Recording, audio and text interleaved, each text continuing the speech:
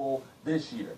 I mean, you look at it, who has a higher ceiling at this point? You have to say Carson Wentz. He's a better athlete. But I'm not even going to go into comparing the two. Let's just start off by saying this.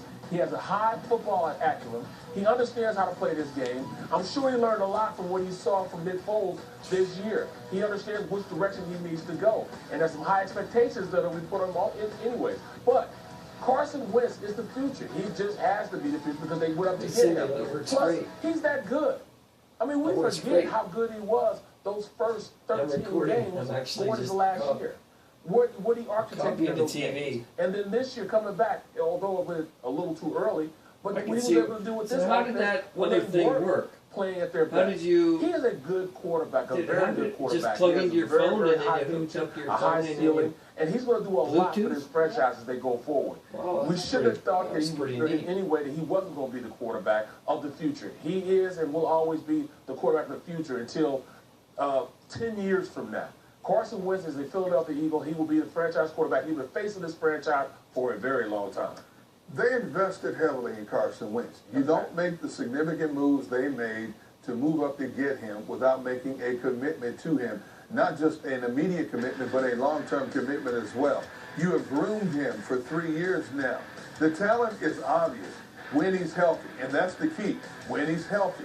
Look, we still have to see what he can do at that next level, meaning the playoffs. We don't know how he can handle the pressure of a playoff situation. Right about that. The Eagles are lucky for one thing that nobody else can say. They've had a backup come off the bench now and write a Cinderella story of leading this team to its first ever Super Bowl championship, and again this year, leading this team back into the playoffs. So they have bought themselves some time now. But moving forward, you cannot continue to have this split identity with the quarterback and leaving us in the media sitting here every season talking about who should be the franchise quarterback. You've run the course with Nick Foles now.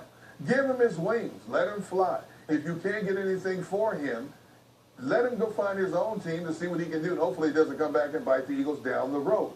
But once Nick Foles is gone, and in all probability he's gone, this is when we're really going to find out what Carson Wentz is or isn't.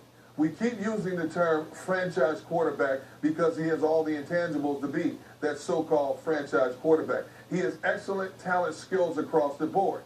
But we have to see if he can take this team to that next level to equal what Nick Foles has done. Absolutely, but the biggest thing, injuries. Well, they're the biggest concern for Carson Wentz, especially this year in 2018. He missed the first 2 games due to a knee injury and the last 3 regular season games and 2 playoffs games with a back injury. Here's Doug Peterson today on how much the knee injury in particular impacted Carson Wentz's performance. I go back to, the year 2017. Carson had a full off season. He was healthy, and he was able to go through OTAs and gather that timing and rhythm and everything that led into the season and the MVP type season that he was having in 2017 before the injury. Obviously, fast forward to last off season, he didn't have that. He didn't have that off season with his teammates. He was rehabbing. He was going through that process, and when you miss that time, it will affect the overall big picture of things. And so I think what you saw this season, as the season progressed, got better and better and better, and his numbers got better, and the completion percentage got better, and so that time lost was what he had to make up during the season, which is extremely hard to do. Here you see Wentz's numbers in 2018 compared to 2017 when he was the front runner for the MVP when he hurt his knee. Gunner, you were around Carson Wentz every day. How much did the knee back injury impact his performance this past season? Now, we talked about this throughout the course of training camp and the first few games of the regular season before he actually came back. And when your legs are as much of a weapon as your arm and you're dragging around extra hardware, it has to affect your overall game. And more importantly, in his case, his mobility. His ability to scramble is a big part of his ability to sidestep pressure and get the ball down the field to the proper receiver. And of course, when you don't have that mobility, it does affect you not just physically, but mentally as well, because sometimes frustration can and will set in and throw you off your game just a little bit. Same thing with the back issue. Once the back issue became a problem, I wonder how many times he stepped back to throw a pass, whether it was in a game or a practice, and you could feel that little sharp pain in your back. Yep. Or you decide you're trying to pivot and look and survey the situation, and you feel that little twinge in your back. Yep. You know, those little things take you off your game. You know what I'm talking about. Absolutely. Those little things take you off your game mentally, which could be the difference between success and failure. So now we have to go through this process again. Will Carson be 100% in 2019, hopefully without the hardware on his knee?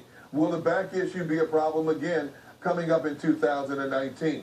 And those are little things that Carson is going to have to deal with. A lot of times, Barrett, I'm not telling you anything you don't know, but the mental battles, a lot of time in the game at this level, is a lot bit more difficult to overcome sometimes than the physical battles. No question. You know, a lot of people don't understand. It is 80% mental and 20% physical. You can train your body to do whatever you want to do. It's you mentally being able to do it that's the problem. And Carson, at this point, if you look at it, you talked about that knee brace being a hindrance to him all season, hurting his mobility. You're exactly right. But also, mentally, the fact that guys falling around his legs and things of that nature kind of throw things off a little bit also. And then when you add the fact that Carson couldn't use the proper mechanics in the delivery of the football, really put things in perspective for me, because when I look back at 2017, the first 10 games, and looked at the 10 games he played this year, it's a total difference in his mechanics. The way he drove his hips through, he drove his knee through, the way he drove his arm through. All that stuff was different from when he was healthy, and look at him now. It was a total different mechanics that he had going into this season than what he had last season. And as he played and the injury to his back came too, now you're thinking about your knee, and which he wasn't even a year out of your knee injury, and now you added a back to it too. It just put him in a position where he couldn't be the same guy as he was 2 years ago. I think this offseason where he's going to be, you know, around the guys, be able to participate in these mini camps, in these training camps, I think he'll be a totally different guy. He'll go with a better understanding of what it is. And not just that, he's going to go in and not just look at film of himself. I think he's going to really sit down and diagnose what Nick Foles did, especially in those tough games in which they needed plays to be made, and he made those plays. He's going to go back and diagnose what he needs to do to get better. All those things, he's a smart enough guy to understand that it's just not the physical aspect of his body that has to change to get better, but also the mental aspect of going out and being that quarterback that this team is. Because he's not a team leader. You couldn't have both of those guys on the bench again. Because as a starting quarterback and being that guy, you don't want to look over your shoulder and see a guy that's won a Super Bowl sitting back there waiting and ready to go out there and produce. And the team was ready for him to go out there and produce also. That's a big factor. So you got to make sure that he's out there going there and understanding that he is the guy as they go forward. All right, one of the biggest challenges facing the Eagles all season long, playing the role of defending Super Bowl champions. It was a brand new experience for the vast majority of the organization. Let's go to Howie Roseman and Doug today on the challenges that the role presented and how they were able to handle it. It's a quick turnaround. You know, I remember we got back Monday night from the Super Bowl and driving in Tuesday morning and just feeling like we're 6 weeks behind and we got to get up to speed.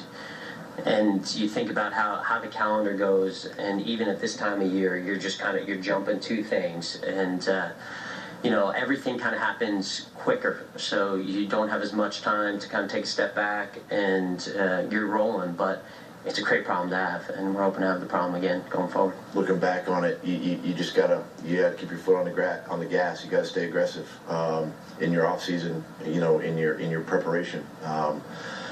You know, there's things you look back on, and as coaches, you know, we like to go back and scheme about, go back and watch our schemes, offensively, defensively, special teams, and you know, that was cut short, and you're kind of buzzing through some of that, and you know, I think there's different things that you can do moving forward. Having looked back on it now, moving forward, we want to be playing in January. We want to be playing for championships, and that's all part of the process. Yeah, Barrett, it's another topic we talked about all season, but it's not easy being the defending champions for a variety of reasons. How do you think the Eagles handled that role? Well, it's a tale of two seasons. You know, you look at the first 10 games, they were horrible. They were 4-6, but they're